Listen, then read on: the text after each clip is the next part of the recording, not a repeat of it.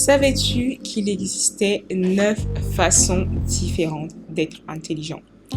Oui, tu m'as bien entendu, 9 façons différentes d'être intelligent. Nous rendons grâce à Dieu et nous bénissons son nom pour le psychologue américain Howard Gardner qui, en 1983, remettait en question la vision traditionnelle qu'on avait et malheureusement qu'on a toujours aujourd'hui de l'intelligence qui limitait tout à la valeur d'un QI. Selon lui, non, il n'existait pas une seule façon d'être intelligent, mais 9 façons différentes. Donc, à la suite de cette remise en question, il a développé la théorie des 9 types d'intelligence. Et aujourd'hui, je vais t'emmener à la découverte, oui, à la découverte de 3 de ces types d'intelligence. Et pour que tu comprennes pourquoi c'est important pour toi de connaître tes types d'intelligence, voilà, avec lesquels tu fonctionnes le plus souvent, parce que on en a 9 types, mais on en a 4. Voilà, il existe 9 types d'intelligence développés par le psychologue Howard Gardner, mais selon sa théorie, on fonctionne généralement avec environ 4 de ces 9 types d'intelligence. Et pourquoi est-ce que c'est important pour toi de les connaître? Parce que ça te permet déjà de te connaître toi-même. Oui, on parle de la découverte de soi.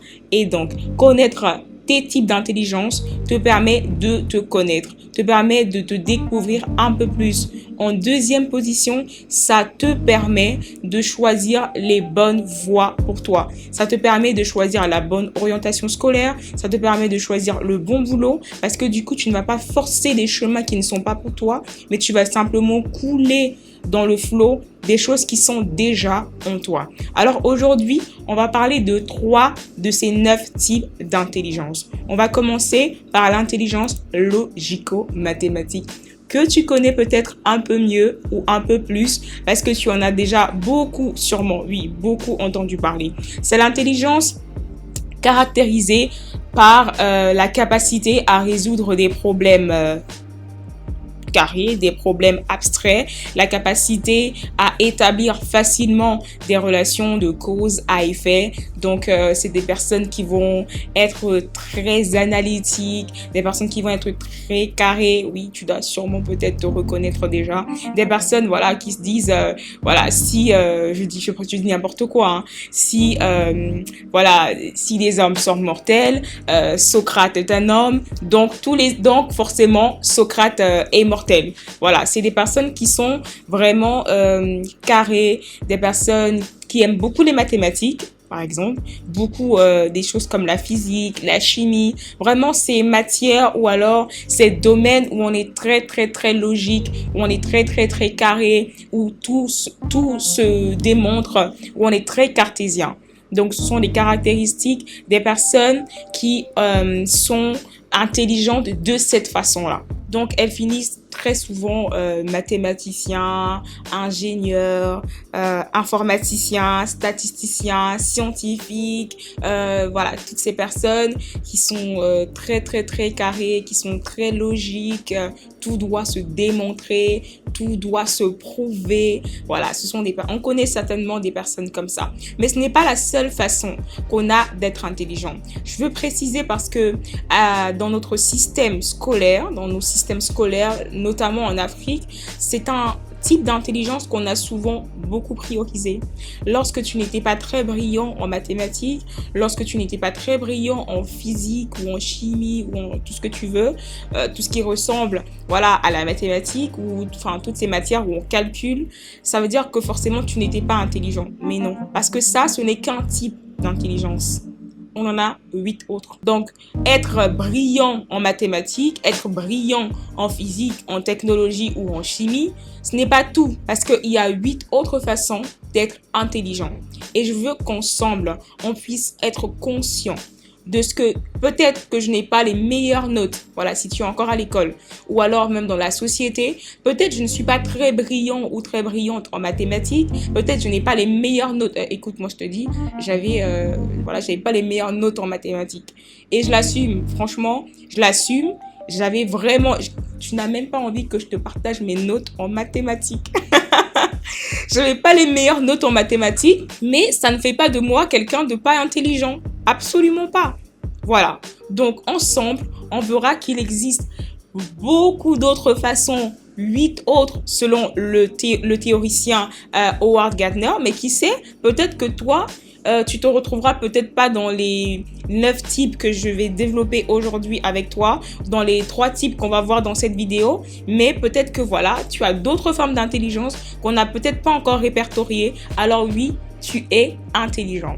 Le deuxième type d'intelligence qu'on voit aujourd'hui, c'est l'intelligence linguistique ou encore verbale. L'intelligence linguistique ou verbale, ce sont pour caractéristique le fait d'être très à l'aise avec les mots, très à l'aise avec les phrases, très à l'aise avec tout ce qui est écrit, avec tout ce qui est parlé. Ce sont des personnes qui n'ont pas froid aux yeux, voilà, quand il faut parler, quand il faut discourir.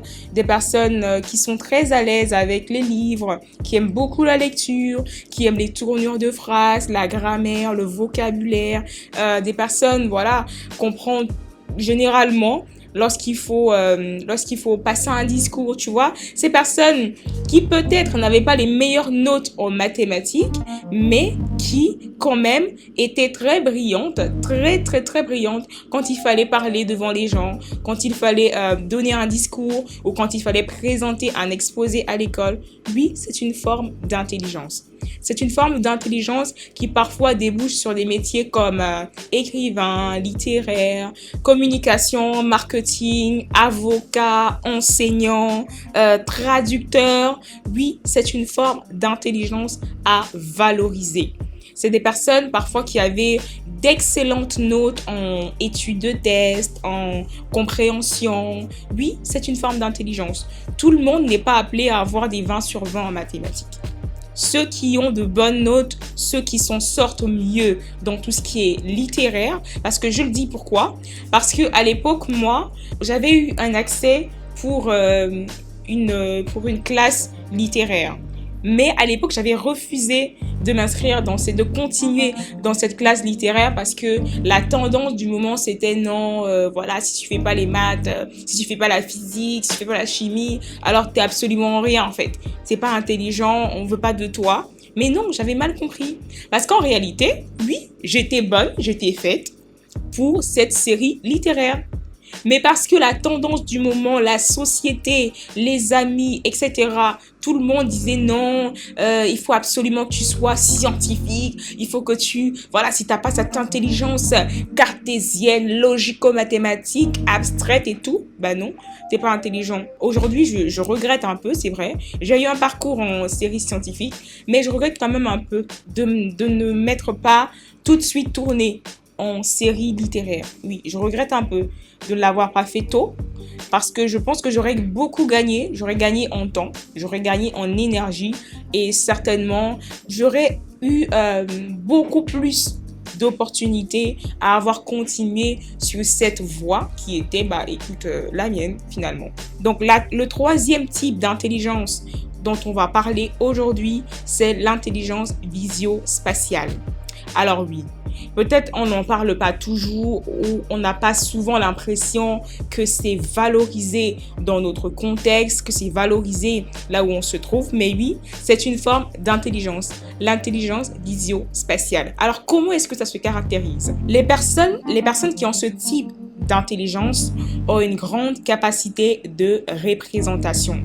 Représentation 3D, ce sont des personnes qui ont une grande capacité à développer par exemple des schémas, une grande capacité à se représenter les choses qui sont peut-être pas malléables, qui sont peut-être pas palpables dans l'espace. Ce sont des personnes qui finiront peut-être par être architectes, voilà, qui finiront peut-être par être designers, chirurgiens. Ce sont des personnes vraiment qui savent manier leur espace, qui savent se représenter les choses. Voilà, comme un architecte, c'est un travail incroyable. c'est une forme d'intelligence. Un chirurgien, vous pensez que c'est vraiment facile pour un chirurgien d'ouvrir une personne, de savoir exactement ce qu'il fait dans cet espace qui est le sien, dans ce petit espace qui est, voilà, peut-être un bout de tissu humain? Non, c'est une forme d'intelligence qui est l'intelligence visio-spatiale. Donc oui, c'est une forme d'intelligence. On n'est pas seulement intelligent parce qu'on a un QI super élevé, non. On est intelligent parce qu'on a une capacité, une bonne capacité à s'exprimer, parce que on sait se représenter les choses dans l'espace, parce que oui, on sait calculer, on sait développer, on sait réduire, mais aussi on peut être intelligent de plusieurs autres manières différentes. Alors oui, si tu t'es reconnu peut-être dans l'intelligence logico-mathématique, si tu t'es reconnu dans l'intelligence linguistique ou verbale, si tu t'es reconnu dans l'intelligence visio-spatiale, oui, tu es intelligent. Peut-être pas comme la société le définit, mais tu es intelligent, et rends grâce à Dieu pour cette grâce que tu as, pour cette belle opportunité que tu as, et choisis ce couloir, choisis de te perfectionner dans ce couloir, parce que Dieu ne nous donne jamais quelque chose qui va nous servir à rien du tout. Chaque chose que Dieu a soigneusement déposée en chacun d'entre nous va nous servir sur le couloir de notre destinée. Alors plus tôt tu acceptes ton type d'intelligence, plus tôt tu acceptes que c'est comme ça que tu fonctionnes et que c'est de cette manière que tu es intelligent, je t'assure, plus tu vas exploser dans le couloir de ta destinée.